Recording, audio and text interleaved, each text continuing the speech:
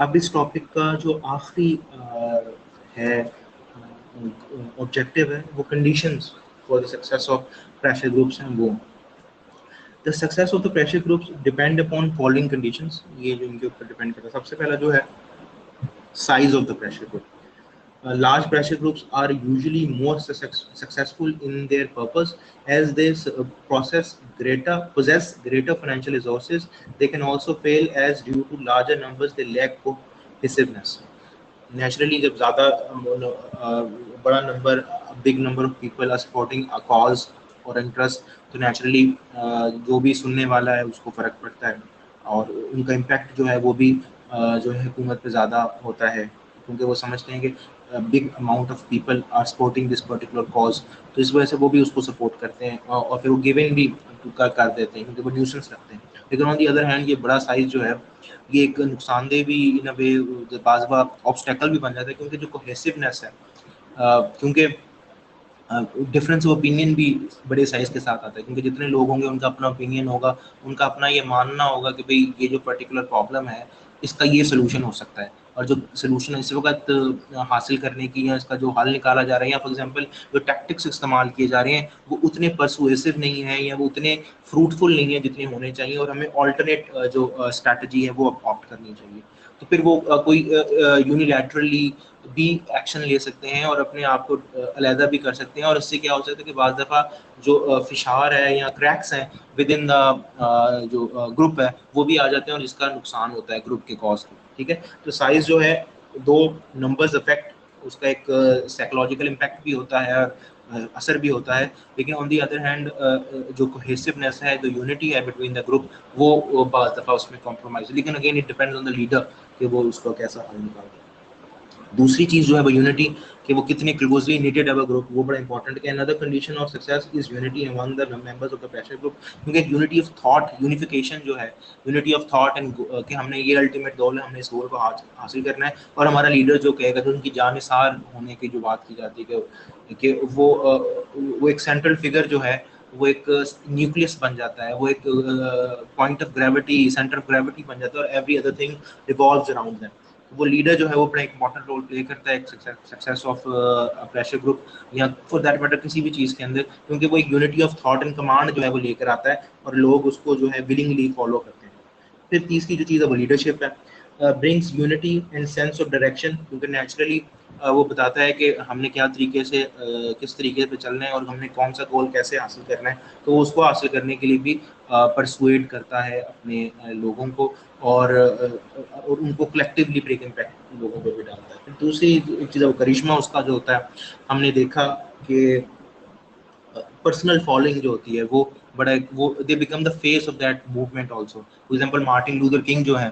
1960s की जो America में सिविल राइट्स की मूवमेंट है ब्लैक्स की, अफ्रीकन अमेरिकन जिनको वो कहते हैं, ब्लैक एक तरह का एक रेशिस्ट स्लर है, हम अब जो उनके लिए जो राइट वर्ड है वो अफ्रीकन अमेरिकन जो है वो इस्तेमाल किया जाता है। तो अफ्रीकन अमेरिकन की जो सिविल राइट्स की मूवमेंट थी, क्योंकि they were not treated as equals इन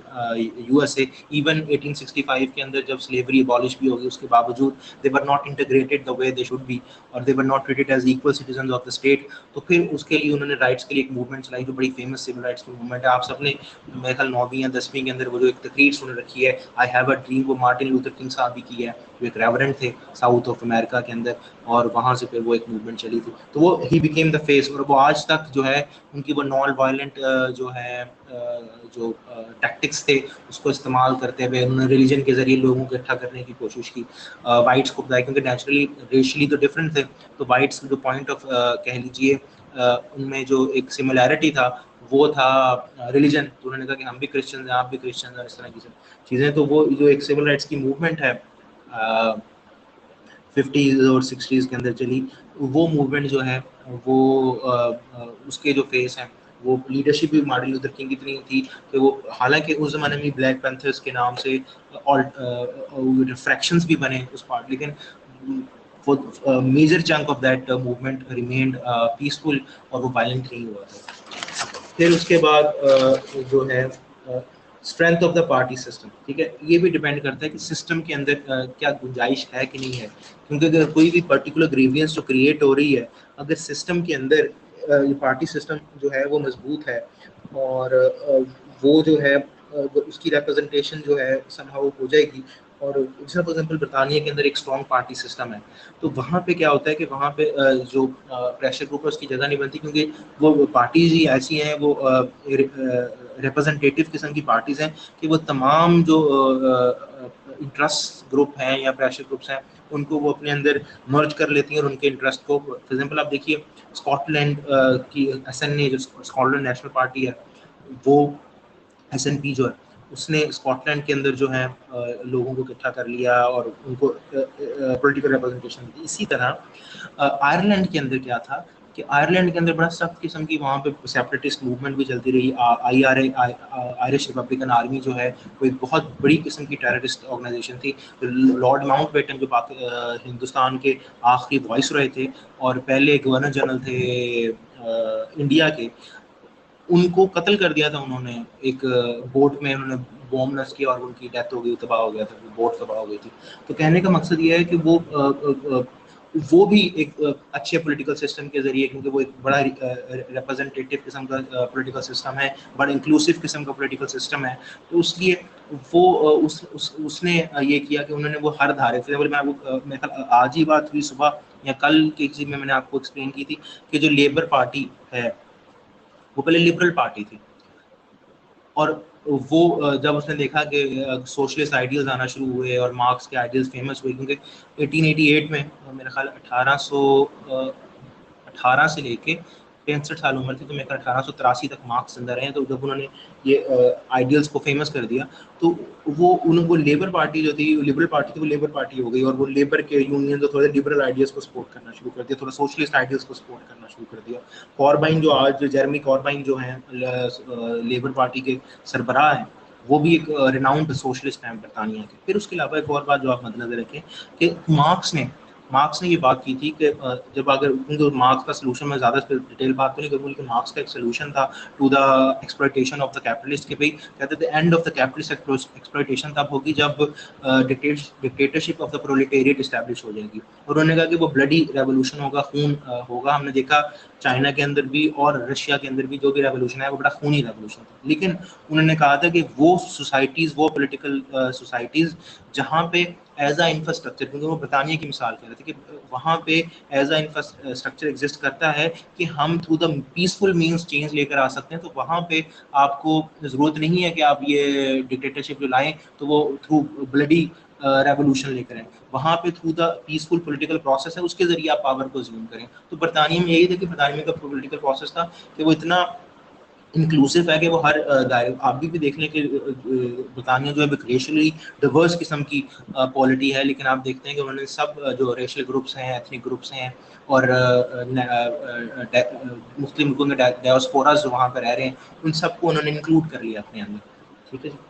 तो वो है। फिर उसके on the other hand USA जो है, वहाँ पे पार्टी सिस्टम जो है एग्जिस्ट तो करता है, लेकिन अगेन वो उस तरह स्ट्रॉन्ग नहीं है एज कम्पेयर टू इंग्लैंड। तो वहाँ पे और फिर उनका अंदर अपना सिस्टम भी, क्योंकि नेचुरली जो अमेरिकन सिस्टम है ना, उसके अंदर उन्होंने कोशिश यही की कि कोई भी जो इंस्टीट्यूशन है ना, वो कभी भी इतना पावरफुल ना हो सके कि वो एक लेवल कंसंट्रेशन ऑफ पावर को उन्होंने कंट्रोल करने की असल में कोशिश की है। तो इसी वजह से वहाँ पे सेपरेशन ऑफ पावर का भी कॉन्सेप्ट है, इसी वजह से क्योंकि एक इंस्टीट्यूशन जो है, एक ऑर्गन ऑफ द गवर्नमेंट है, उसके पास ज़्यादा पावर ना आ सके। यही वजह है कि उनकी जो इंटरेस्ट ग्रुप्स हैं वहाँ पे उन्होंने जो अपने लोगों को फंडामेंटल राइट्स दिए हैं उसके अंदर, उसके जरिए भी कि वो उन्होंने उन राइट्स को प्रोटेक्ट करने के लिए, for example sons of second amendment एक वहाँ पे है। सेकंड अमेंडमेंट जो है अमेरिकन कॉन्स्टिट्यूशन में, जो पहली 10 अमेंडमेंट्स हैं उनको बिल ऑफ राइट्स कहते हैं, वो 1791 में आए थे। और ये तमाम 10 जो राइट्स हैं असल में फंडामेंटल राइट्स हैं। तो सेकंड अमेंडमेंट है ना, उनमें से वो है गन आर्म्स बेयर करने की, कि आप अपना जो हथियार रख सकते हैं और अपनी वो डिफेंस में रख सकते हैं। तो वो वहाँ पे जो वेपन इंडस्ट्री है, क्योंकि वो नेचुरली चाहती है कि उनको मिले और वो हो उनके पास, लोग खरीदते हैं वेपन तो उसको पैसा कमाते हैं। आप देखो स्कूल हाई स्कूल फायरिंग के इंसिडेंट और सारा कुछ देखते हैं, वहाँ पे वो एक बड़ी हाईली वेपनाइज्ड सोसाइटी है, क्योंकि वो उनका जो कॉन्स्टिट्यूशन है वो उनको ये राइट ग्रांट करता है। तो क्या हुआ कि वो उसके वो सन्स ऑफ सेकंड अमेंडमेंट बने हुए हैं कि कोई भी चीज कोशिश ओबामा ने बड़ी कोशिश की कि जब हाई स्कूल फायरिंग शूटिंग्स हुई, उसने कहा कि हमें ना कुछ कंट्रोल्ड किस्म का, हमें अपना जो गन पॉलिसी है वो उसको चेंज करनी पड़ेगी। तो उन्होंने रेजिस्ट किया उसको। तो यही नेचुरली उन्होंने सिस्टम में वो जानबूझ के गैप्स रखे हैं ताकि उसको फिल इन किया जा सके, और जो दूसरे इंस्टीट्यूशन हैं वो कहीं पावर। इसी तरह फ्रांस की मिसाल भी दी गई कि वहाँ पे मल्टी पार्टी सिस्टम किया जाता है। मल्टी पार्टी में भी यही होता है कि फिर नेचुरली वो भी एथनिकली डिवर्स कोई हो गए, बहुत से आइडियाज वाले लोग जो हैं, आइडियोलॉजिकली भी वो एक डिवर्स सोसाइटीज हैं। तो नेचुरली वहाँ पे भी वो वैक्यूम सा बन जाता है, और उसको फिर वही होता है कि प्रेशर ग्रुप्स वगैरह वहाँ पे आके अपनी पावर को एग्जर्ट करते हैं। फिर उसके बाद इंपॉर्टेंस टू द इकोनॉमी, ये बड़ा इंपॉर्टेंट बात है कि रेलिवेंस अगर किसी आइडिया की है टू द इकोनॉमी, अगर आपके वो जब तक जेब पे हाथ नहीं पड़ता तो आपके दिल को हाथ नहीं पड़ता। आप तभी आगे गुस्से में आते हैं जब तक आपकी जो मतलब आप हर किस्म का, मतलब फॉर एग्जाम्पल मैकावली, एक बहुत बड़ा फेमस निकोलो मैकावली जिसने प्रिंस लिखी थी, बड़ा फेमस एक ऑथर था रेनेसांस और जो मॉडर्न रियलिज्म के पैराडाइम के अंदर उसका बड़ा काम है पॉलिटिक्स के अंदर ना। तो उसने एक बड़ी खूबसूरत बात की, उसने बात की कि उसने प्रिंस जब लिखी, प्रिंस असल में एक तरह का एक सजेशन बुक है टू द रूलर्स। तो उसने लिखा कि हुक्मरान को लिखा कि बादशाह को ये बात याद रखनी चाहिए कि अगर वो किसी अपनी राया में से किसी बंदे का बाप मार देगा ना, तो शायद वो उस तरह रिस्पॉन्ड ना करे, लेकिन अगर वो उसकी ज़मीन पे कब्जा कर लेगा तो वो उसको उसके दिल को लगेगी, और वो फिर आपके खिलाफ रिजेंटमेंट भी रखेगा, और आपसे अपना जो है आपसे लड़ाई पे भी उतरेगा। क्योंकि बाप अगर मर गया तो समहाउ वो एक इमोशनल अटैचमेंट है, वो बंदा कभी ना कभी दुख में आके उसको सब्र कर जाता है। लेकिन जो ज़मीन या कोई ऐसी चीज़ है वो आपका सोर्स ऑफ इनकम है, उसके ज़रिए आपके बच्चे पलते हैं, आपका अपना पेट भरता है। तो जब वो उस पर हाथ पड़ेगा तो नेचुरली वो आप रिस्पॉन्ड करेगा। तो modern countries that they can convince the people that they can play important role in the national economy. Naturally वो समझते हैं कि वो नेशनल इकोनॉमी में दे आर सिग्निफिकेंट, मतलब बोथ फेज है ना। अगर एक पर्टिकुलर चीज़ की एग्रीकल्चर का सेक्टर है, उसकी इकोनॉमिक सिग्निफिकेंस है टू द नेशनल इकोनॉमी। इसी तरह तो कहेगा पेशेंट को, कहेगा भाई, फार्मर को कहेगा, ग्रोअर को कहेगा भाई तुम कमाते हो तो ये लोग खाते हैं, तुम ये कॉटन उगाते हो तो उसका ये कपड़ा बना के बाहर एक्सपोर्ट करते हैं, तुम तो बहुत इंपॉर्टेंट हो, और तुम्हें अपने राइट के लिए, और तुम्हें जो अफजाना है वो उसके हिसाब से नहीं मिलता, तो तुम्हें अपने राइट्स के लिए काम करना चाहिए। तो ये इसी तरह वो अपनी जो लाइक माइंडेड लोग हैं, या उनको बताया जाता है कि भाई ये आपके साथ एक्सप्लॉयटेशन या आपके साथ ज्यादती हो रही है, तो इसको आप प्रोटेक्ट करो। लेकिन अगर वो जो ग्रुप की सिग्निफिकेंस है उसको वो यूटिलाइज करने की कोशिश करते हैं, लेकिन if they have no economic significance, जो नहीं एग्जिस्ट करती, मतलब for example non existent in third world countries because they can not contribute much to the national economy. Naturally वो उनकी जो कंट्रीब्यूशन टू द इकोनॉमी है वो नेग्लिजिबल है, या वो फॉर एग्जांपल ऐसे कोई लोग हैं जो कहते हैं कि ग्रुप बना लेते हैं, जो इम्पोर्टर्स हैं, जो कि बिल्ली का खाना या कुत्ते का खाना इंपोर्ट करते हैं, और उसके ऊपर हुकूमत पाकिस्तान जो है बेटा वो कुछ 150 गुना जो है वो रेवेन्यू लगाती है, टैक्स लगाती है।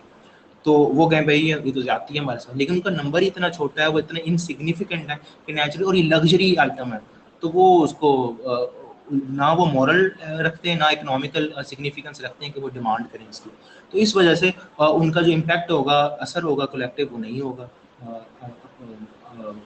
हुकूमत के ऊपर। तो ये भी ज़रूरी है कि वो जो प्रेशर ग्रुप है, वो जो भी डिमांड कर रही है, जो भी जिसके भी इंटरेस्ट को प्रोटेक्ट या रिप्रेजेंट कर रही है, उसकी कोई इकोनॉमिक सिग्निफिकेंस भी हो। अगर if the lack any economic significance, तो फिर वो जो इम्पैक्ट है जिसकी वो बात करें, वो इम्पैक्ट नहीं हो, फिर बोलते रहें जब तक वो they will not be able to create an impact, तो वो उनका कोई असर नहीं होगा।